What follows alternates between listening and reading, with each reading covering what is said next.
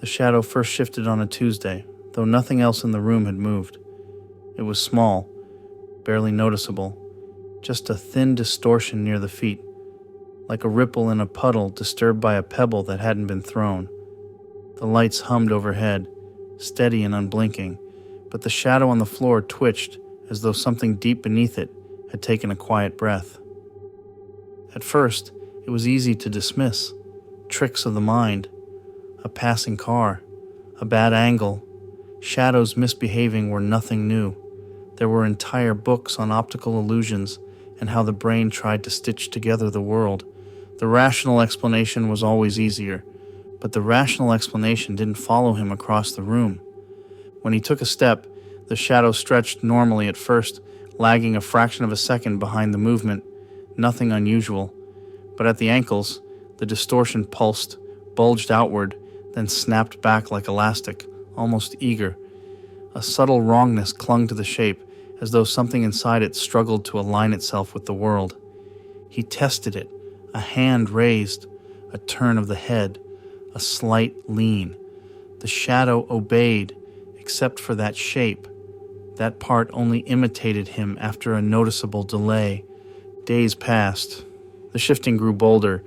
It began with small gestures, a subtle tilt when he was standing perfectly still, a slow curl near the elbow that did not match the angle of his arm. Once, while he sat reading, the shadow's right arm hung at a different position entirely. He blinked, and it corrected itself as though embarrassed to be caught. Night after night he tried to find the source, lamps, flashlights, phone screens.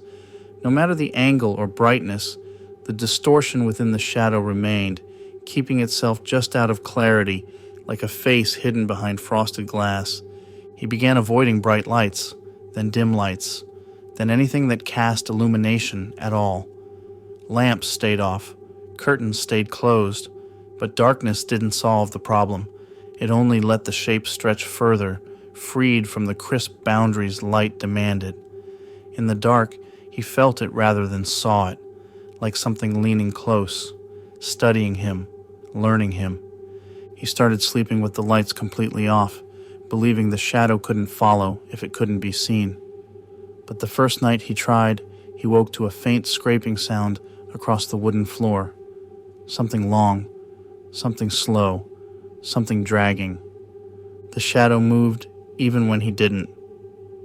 After that, he kept a small lamp beside the bed. The soft glow made the shadow smaller, more manageable, as though the creature living inside it preferred broad surfaces to stretch itself across. With the room illuminated, the shape lay still, frozen within its dark silhouette. He took comfort in that stillness, until the night it changed positions.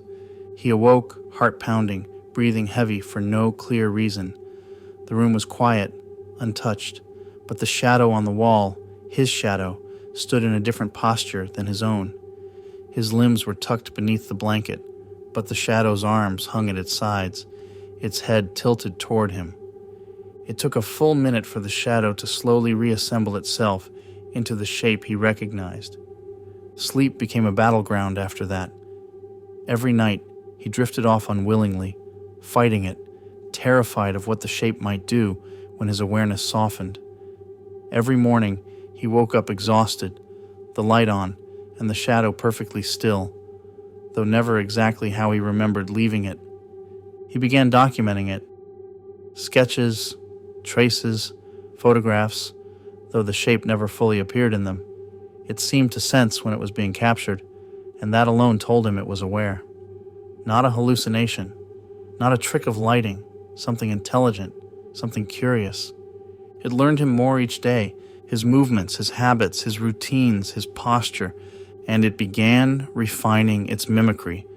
A week later, it was nearly perfect, except for the eyes. In the shadow's face, two faint voids had formed, darker than the rest, watching him when he looked away. Two pits of night that held depth, as if something stood just behind a thin membrane, waiting for the right moment to push through. He avoided looking at it directly, afraid to see what it was becoming. But shadows are patient things. One evening, while brushing his teeth, he caught the first real slip. His reflection in the mirror showed his body moving normally, but on the floor, the shadow lagged 2 seconds behind, copying each movement like a delayed puppet. When he stopped moving, the shape continued raising its arm long after his own had stilled, and then it reached further. Its stretching hand extended beyond the boundary of his own silhouette, twisting, growing unnaturally long, as though testing the limits of how much it could expand without breaking. Something inside the shadow writhed, slow and serpentine, uncoiling from the shape of his arm. He stumbled back, breath shallow, and the shape snapped into place as if pulled by an unseen leash. The next day, he tried to leave the house. The moment he stepped outside into the sunlight, the shadow stretched out before him, normal at first. But in the bright clarity of day, the thing inside could no longer hide in soft gradients and dim corners. Its true outline flickered at the edges, too many joints, too many bends, too many places where it separated from him entirely, before quickly blending back in. Passers-by didn't notice. They saw a normal person walking, only he saw the malformed thing stitched to his feet, clinging like a parasite eager to molt. He retreated indoors, shaking. Isolation became the only defense. No visitors, no calls, no errands. Food delivered and left outside the door. Curtains shut, lights dim. The shadow thrived in light and dark alike, but he felt safer controlling the environment. But control was slipping. The following night, a rustle woke him. He opened his eyes to see his shadow, not on the floor where it belonged, but climbing the wall, flattening against it like a smear of wet ink. Its form elongated into something vaguely humanoid, but wrong, always wrong. Limbs too thin, torso too narrow, head tilted in unnatural curiosity. It watched him for hours. He tried not to move, not to breathe loudly, not to acknowledge its existence. He knew recognition was an invitation. The shadow sensed fear, the way smoke sensed wind, shifting toward it, curling toward it. Eventually, dawn's early light crept into the room. The shadow on the wall rippled violently, like a creature shoved back into a cage, and then landed silently on the floor, smoothing into the shape he knew. As he stared down at it, trembling, he realized the truth. The shape wasn't trying to escape the shadow. It was waiting for him to step into darkness. It needed the perfect moment. He kept lights on constantly after that. Every lamp, every bulb, every flickering screen. He lived in an artificial daylight, refusing to let the room's edges melt into shadow. The creature grew restless, pressing against the boundaries of the silhouette whenever the light dimmed. And then the power went out. A snap, a pop, then everything dissolved into thick, unbroken night. The room seemed to inhale. He scrambled for his phone, the dim screen casting a small cone of security. The shadow spilled outward, stretching across the floor, blooming into its true form. It rose, tall and angular, its limbs bending as though unpacking itself from a cramped suitcase. The shape took a careful step toward him, its movement smooth, deliberate, predatory. It no longer mimicked him. It displayed itself. With each flicker of the phone's dying light, he saw more details.